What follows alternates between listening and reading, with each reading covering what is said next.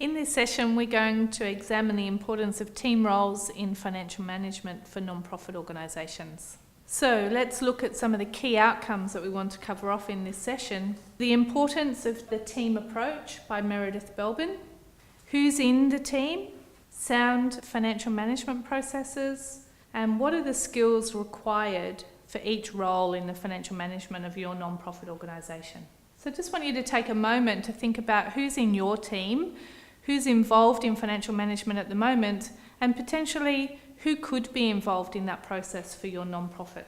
Belbin suggests that by understanding your role within a particular team, you can develop your strengths and manage your limitations as a team member within your organisation, and so improve how you can contribute to the team to get the best outcome.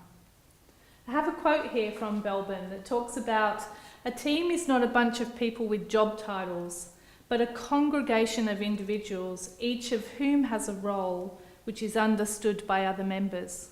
So it's critical for you to understand the role of other team members within your organisation around effectively financially managing your service. Financial management of a non-profit organisation is critical to support good decision making. Non-profit leaders must have the confidence in the organisation's financial information.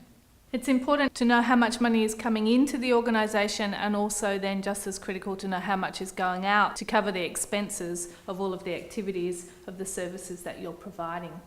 A quote from IBM: "In order to support the agenda for growth through innovation, finance needs to partner more, to analyse and predict, not only just record and report."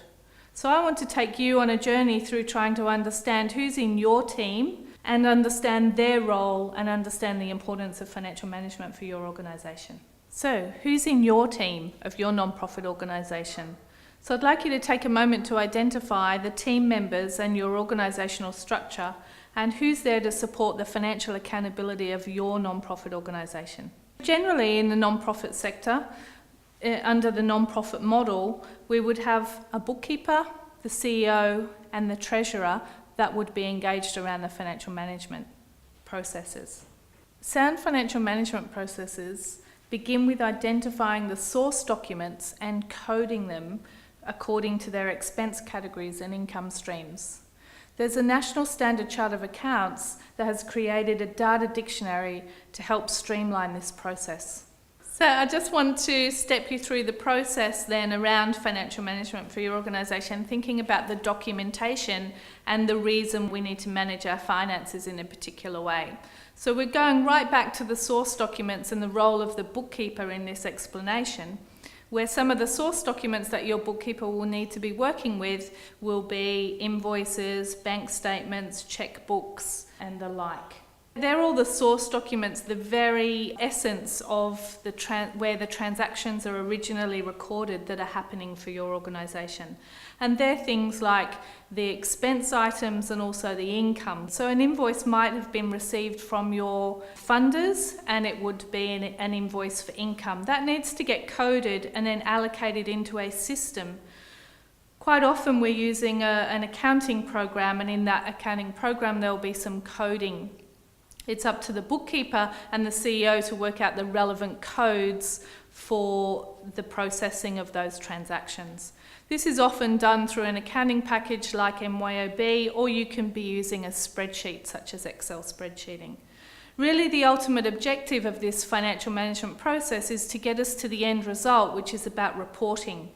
So the kind of reports that we're looking for would be our profit and loss report, or also known as our income and expenditure statement, our balance sheet, and also our cash flow report.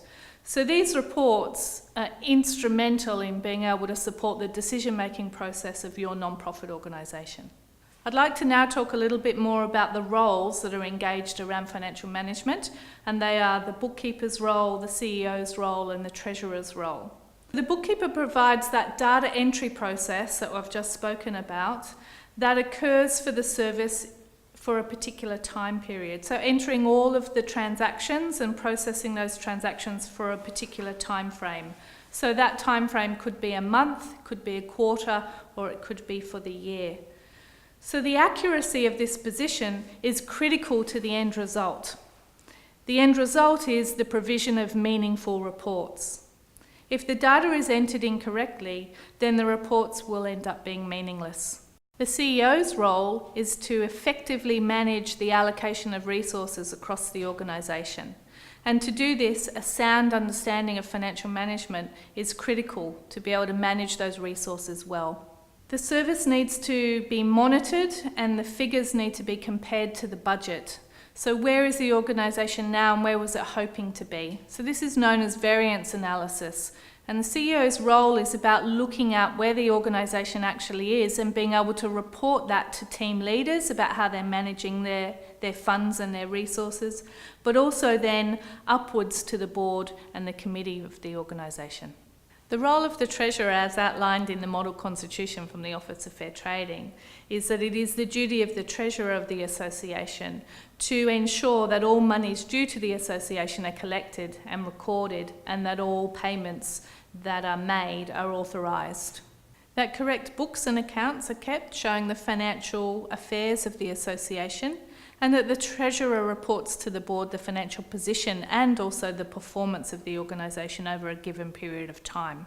So the bookkeeper needs to have a thorough understanding of the activities of the organisation, and they also need to be able to run various reports that are going to support the CEO and the Treasurer to receive meaningful data and meaningful financial reports, so that they can see clearly the performance outcomes via the profit and loss report, and also covering a particular period, the financial position of the organisation.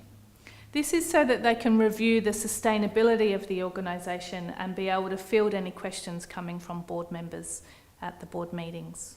There are key indicators to look for within the financial data that's coming in those reports that are being presented to the Treasurer and the CEO, and it's important to be able to identify these key pieces of information to easily relay the story that the financial reports are expressing about the organisation.